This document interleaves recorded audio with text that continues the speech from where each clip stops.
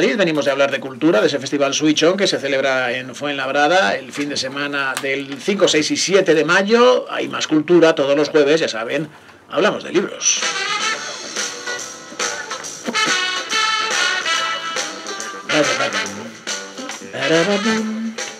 Don José Manuel Contreras, queridísimo Chema, ¿qué tal estás? ¿Qué tal está usted? Muy buenas, muy buenas. Un jueves fantástico y maravilloso, primaveral, pero primaveral.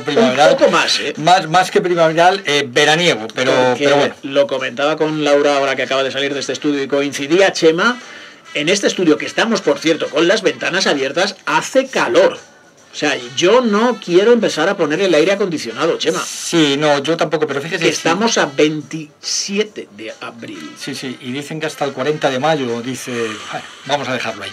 Pues fíjese, esto, si anocheciera un poquito, escuchamos así y sería como un susurro de luna. Qué poético se pone. No es poético. Y qué bien traído siempre todo lo que dice Chema. El susurro de luna es el título de la obra de Juan Cruz Higueravide, que es nuestro invitado al programa de hoy. Buenos días, Juan. Hola, Juan, ¿qué tal? Hola, buenos días. Egunon, ¿qué tal estamos? ¿Bien? Sí. ¿Qué tal? Aquí no hace tanto calor. ¿Qué tal? ¿Tú vives en San Sebastián o...? Sí, en San Sebastián estoy ahora y bueno, pues Pero, templadito pero rico. Pero de playa sí, ¿no? De playa sí que hace. Bueno, pues sí, pero no para bañarse mucho, ¿eh? Bueno, ya sabes que allí siempre hay valientes que desde primera hora les da lo mismo que llueve, que truene, allí van. Hablar con Juan Cruz Higueravide es un verdadero placer. Sí, Premio Nacional de Literatura Infantil y Juvenil. Y leía, buscando documentación sobre este Susurro de Luna, sí, que fue el primer libro que publicaste tras la pandemia. Sí, la primera novelita o el primer cuento cada niños que publicado tras la pandemia, sí. ¿Y notas que ha influido en algo ese momento que a todos o a muchos nos ha dejado marcado por lo que sea, porque a lo mejor no es que hayamos tenido ninguna pérdida cercana, pero al fin y al cabo hemos estado todos en confinamiento, todos hemos vivido con el miedo, con las mascarillas, con los guantes, con los geles, con no acercarse? ¿Notas que algo que...? En el cuento está reflejado, la última parte del cuento, hay una ruptura del tiempo y después de ese, que coincide con la pandemia, y después de ese tiempo pues la narradora pues retoma un poco para dar el remate a la historia, ¿no? Entonces sí que hay un reflejo de ese tiempo. Pero es esa protagonista que hablas, esa narradora Ursa, la que cuenta, porque en realidad parece un libro de cuentos, ¿no? Quiero decir, donde hay varias historias, donde ella va recordando un poco algunos fines de semana, algunos... Déjame primero, con la familia. Chema se ha leído el libro, pero yo sí, no me he leído, bueno, sé de qué va, pero no me lo he leído, y muchos oyentes tal vez tampoco, pero le voy a preguntar al autor lo primero, de qué va Susurro de Luna, cómo nace también la idea de crear este libro, y luego ya, si os parece, vamos con el análisis más interno. Bueno, pues el cuento está situado en Eslovenia, en Mali Okic, en un pueblecito, una aldea que está haciendo frontera con Croacia, donde estuve pues una temporada que fui con mi editora y traductora, y entonces pues allí pues dormía con su familia en un caserío del bosque, y me enteré o me contaron que por la noche pues pasaban los refugiados que huían de la guerra de Siria. En aquel momento estaba en pleno conflicto, y entonces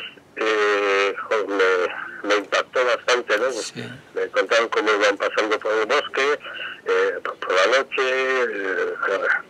algunos pues les cobraban dinero para pasarlos por allí y tal. Entonces fue un poco la base de la historia ahí, y luego los cuentos que se van intercalando a lo largo del libro implican un poquito el contraste entre literatura y vida a través de la literatura, ¿no? Entonces parece que la literatura es para evadirse un poco de la realidad, y entonces ellos cuentan cuentos, entre ellos antiguas, en ese caserío cuando se juntan la familia cuenta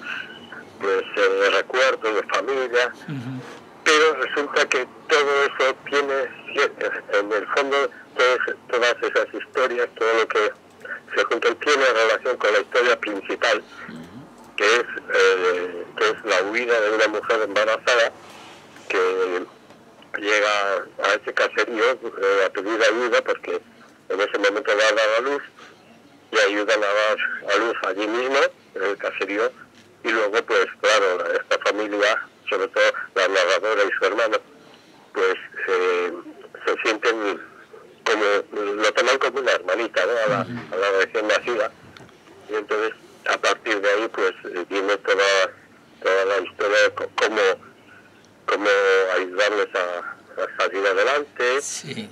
Y, bueno, pero se ve también claro. cómo se implican esos dos hermanos, digamos, en todas las historias que van contando y en esa huida, ¿no? Ese éxodo de los refugiados, que ella cuenta un poco de su madre en un momento determinado, que casi se enfrenta con un oso, ¿no? Y entonces ella se duerme con el temor de que por la noche pueda aparecer un oso cuando por la noche sucedían otras cosas, ¿no? Es que yo estaba pensando, Juan, que al fin y al cabo, tú que te has basado mucho en la realidad y en tus experiencias allí mismo en ese tiempo que pasaste, muy probablemente la gente si estamos hablando o situando esto en el año 2019, pues la gente que tiene 40 o 50 años tiene la cicatriz en la memoria o en el cuerpo incluso de la guerra de los Balcanes, o sea que ellos mismos han conocido, han sido refugiados en algunos casos. Eso es. Aunque Eslovenia pues no lo sufrió, es verdad, no lo sufrió tanto como otras. Pero sí, el marido de la editora pues me contaba cómo estuvo ahí. Bueno, pues no llegaron a disparar y eso, pero estuvieron... Pero casi, ¿no? Sí. Me contaron bastante sobre eso. Es algo que se repite continuamente.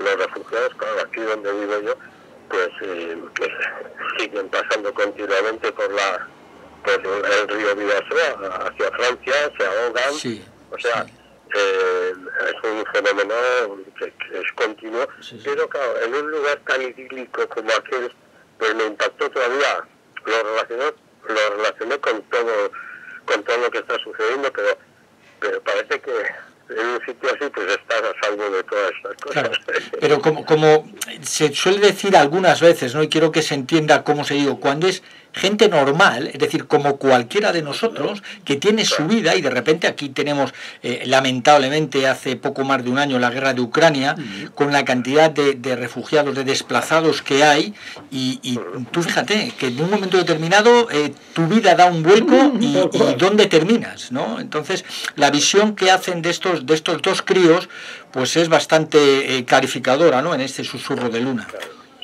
Su abuelo les cuenta también brevemente, pero una experiencia de la guerra mundial también, de la segunda, y bueno, pues ves como todas las historias se repiten de alguna manera, ¿no? Ahí pues, vuelve a aparecer el símbolo del oso también en la historia que cuenta el abuelo. Bueno, pues, el oso en cierta manera simboliza la amenaza continua en la que vivimos los seres humanos, ¿no? A la realidad que tenemos que enfrentarnos continuamente. Luego hay algo que estamos hablando en fin, de temas universales como la guerra, los refugiados, el ayudar al desconocido, pero este es un libro para mayores de 10 años y habrá gente que diga, pero un niño de 10 años va a entender todas estas cosas. ¿Eso cómo se explica a alguien de 10 años? ¿Hay que trabajarlo mucho o a lo mejor son más listos de lo que muchas veces pensamos los niños de 10 años? Bueno, para empezar, eso sí, son más listos de lo que pensamos. Sí, segundo, partimos de ahí. Claro, segundo, los que escribimos para niños tenemos ya unas estrategias narrativas para contar, digamos, las filosofías de vida con palabras muy sencillas, con vivencias, con experiencias, que tienen varios niveles de lectura. Lo que puede leer, las consecuencias que puede inferir un adulto serán tal vez diferentes a los que saque un niño, ¿no? Pero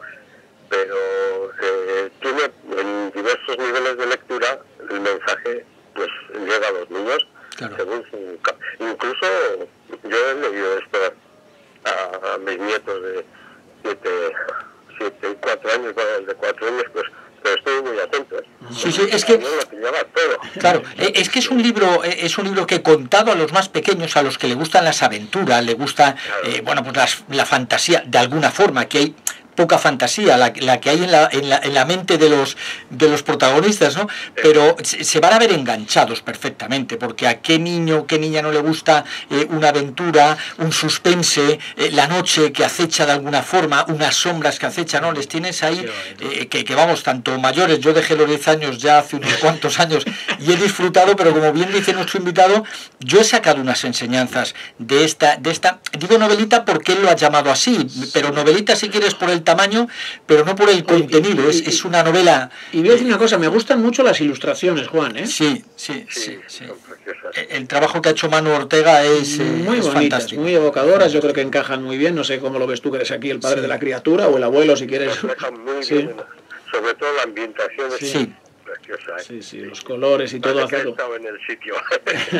Pues si lo dices tú, entonces no diremos nada nosotros. Sí. En 30 segundos, una última pregunta. ¿En qué más te tenemos ahora? ¿Tienes algo pendiente de publicar o algo nuevo ya en librerías? ¿O cómo estás? Sí, ahora estoy con un proyecto de un poemario en homenaje a Dulce María Loinaz, con la editorial Creot. Bueno, lo estamos acabando, lo están ilustrando, es un herbario poético, que parece ser que ella compuso un herbario poético que se perdió en su infancia, adolescencia. Entonces, pues la editorial pues nos ha llamado a varios para que hagamos imaginemos un poco, ¿no? No lo que ella hubiera hecho, yo a eso me negué porque yo no me puedo meter en la mente de una escritora de ese tamaño. Es posible, ¿no? Pero hacemos un pequeño homenaje desde nuestra propia, por ejemplo, en mi caso, desde la tierra de sus antepasados, en el País Vasco. Perfecto. Loinaz, pues, un poco proviene de esta zona, entonces pues era un herbario vasco. Qué bonito. Oye, Juan, que nos ha encantado hablar contigo. Muchísimas gracias, Eskerrik asko. Un abrazo a todos. Agur.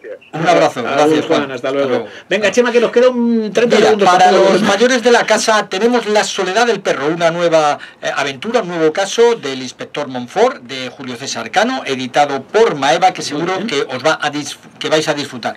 En páginas web, pues podemos entrar en loslibrodejulio.blogspot.com, que es la página oficial de Julio César Cano.